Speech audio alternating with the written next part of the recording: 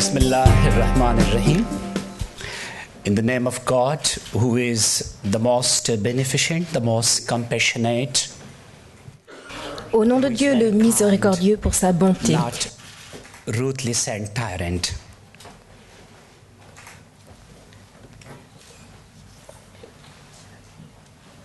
Respected Mr. Darcos. Cher Monsieur Darcos, cher Monsieur Berger, président de l'université, Madame de Saint-Sauveur de Mazars, les trois membres du jury que je souhaiterais également saluer, Madame de Beauvoir, fille de Simone de Beauvoir, Madame Kristeva, fondatrice du prix, que je remercie pour son discours et les paroles qu'elle a adressées directement à Malala, qui bien sûr les entendra.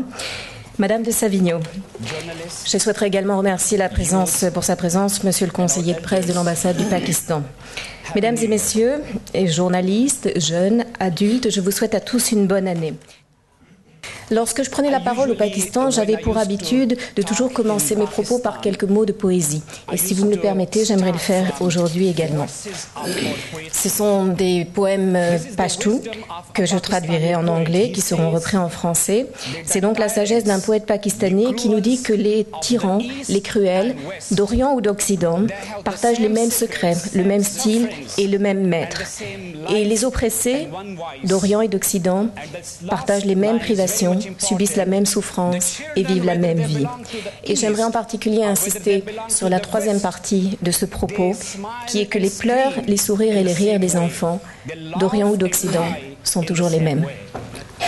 Aujourd'hui, je suis très honorée et c'est très humblement que je viens recevoir ce prix qui m'est remis au nom de ma fille. C'est un prix qui porte un nom particulièrement important, celui de Simone de Beauvoir, philosophe, enseignante, décédée certes il y a longtemps, mais dont l'esprit est toujours vivant et parmi nous, comme on le ressent d'ailleurs dans les rues de France et dans les maisons de France.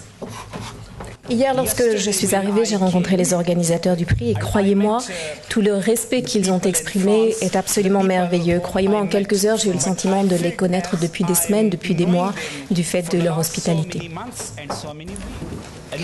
Comme vous savez, dans la région d'où je viens, les pères sont connus par leurs fils.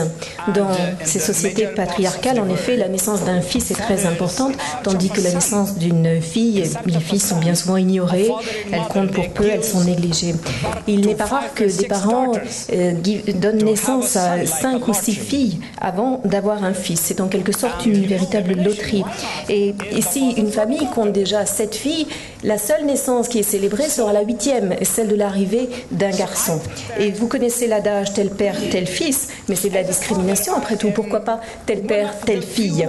Et je pense être l'un des rares pères qui a la chance d'être connu pour sa fille.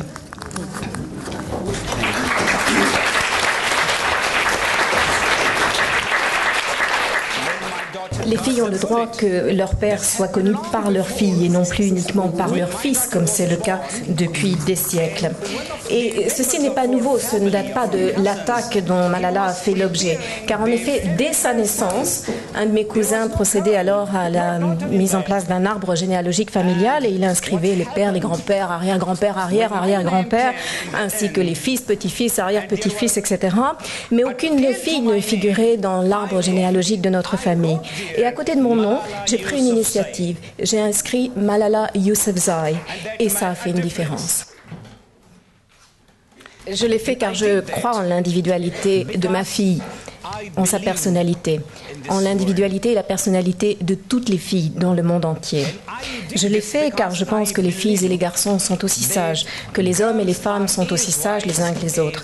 Et j'aimerais faire référence à une femme philosophe musulmane, Rabia Basri, qui a dit qu'il n'y avait eu certes aucune femme prophète dans l'histoire parce qu'aucune femme n'avait été assez stupide pour prétendre être Dieu. Et donc je propose que nous nous en remettions à la sagesse des femmes et leur faisions confiance. Ce qui est arrivé à ma fille, vous le savez tous. Elle a été visée car elle parlait pour son droit d'aller à l'école, son droit à l'éducation et celui des autres filles. Elle parlait de leur droit d'aller au marché, de participer à la vie sociale et économique. Elle parlait de leur liberté de pensée et d'expression. Et c'est pour cela qu'elle a été visée par les talibans. Et lorsqu'elle a été visée, Malala est tombée. Mais le Pakistan s'est levé. Et le monde entier, nord, sud, est, ouest, l'a soutenue, a soutenu son combat pour l'éducation, la liberté de pensée et la liberté d'expression. Je pense que les terroristes, qu'ils se trouvent au Pakistan ou en Afghanistan notamment, au nom des talibans, devraient retenir la leçon de ce qui s'est passé. Car Dieu a protégé Malala. Si Dieu avait été de leur côté, Malala serait morte. Mais Dieu l'a soutenue et a soutenu sa cause, l'humanité, la paix et l'éducation. Il faut qu'ils apprennent, qu'ils retiennent que les enfants, les anciens, le peuple pakistanais, les femmes, le monde entier s'est levé. Et le peuple pakistanais lui-même a rendu son verdict. Il est avec Malala Yousafzai. Il a dit non aux talibans. Il a dit nous ne sommes pas des talibans, nous sommes des Malala. Donc, au Pakistan, le Pakistan et les talibans ne font pas deux. L'islam et les talibans ne font pas deux. Ils ne peuvent être ensemble. Ils sont les talibans anti-islam, anti-Pakistan.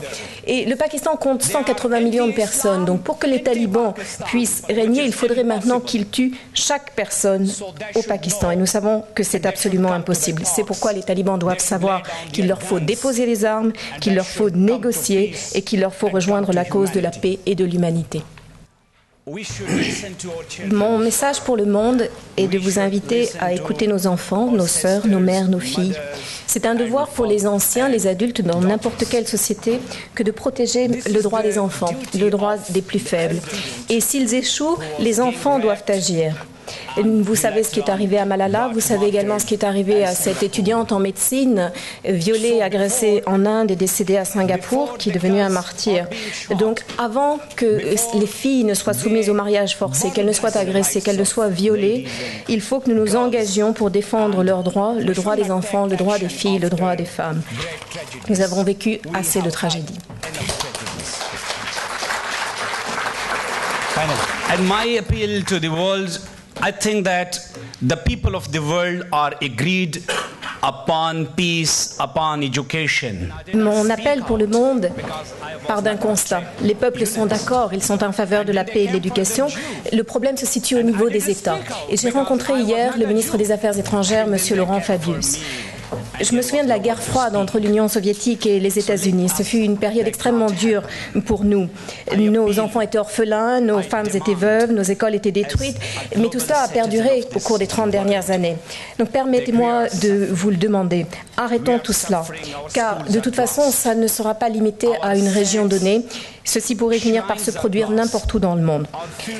J'aimerais rappeler cette citation célèbre. Ils sont venus pour les socialistes, mais je n'ai pas résisté, je n'ai pas pris la parole car je n'étais pas un socialiste. Ensuite, ils sont venus pour les syndicalistes. Je n'ai pas pris la parole car je n'étais pas un syndicaliste. Puis ils sont venus pour moi. Et là, il ne restait plus personne pour prendre la parole. Je demande, j'exige en tant que citoyen du monde, sachant que nous souffrons, que nos écoles sont détruites, que nos lieux saints, nos mariages sont visés, les travailleurs humanitaires également sont visés. Le Pakistan tiendra, mais le monde doit le soutenir. J'aimerais dire aux superpuissances, aux puissances régionales, à tous les États impliqués, et je le dis ici en France, en ce lieu important compte tenu du grand rôle que la France joue. Je le dis aux dirigeants politiques. Leurs politiques ont été menées en faveur de la puissance, de la richesse, de la stratégie. Il est temps qu'elles soient désormais menées pour les peuples qui ne doivent pas être sacrifiés au profit des intérêts des États. Nul ne doit tuer le fils d'un autre pour favoriser son propre fils. Ce serait bien injuste. Il faut donc que ces politiques soient mises au service des enfants privés d'école, de ceux qui sont privés d'accès tout simplement à l'eau potable ou aux soins de santé. Mon message est un message d'optimisme. Le printemps viendra. Je vous remercie.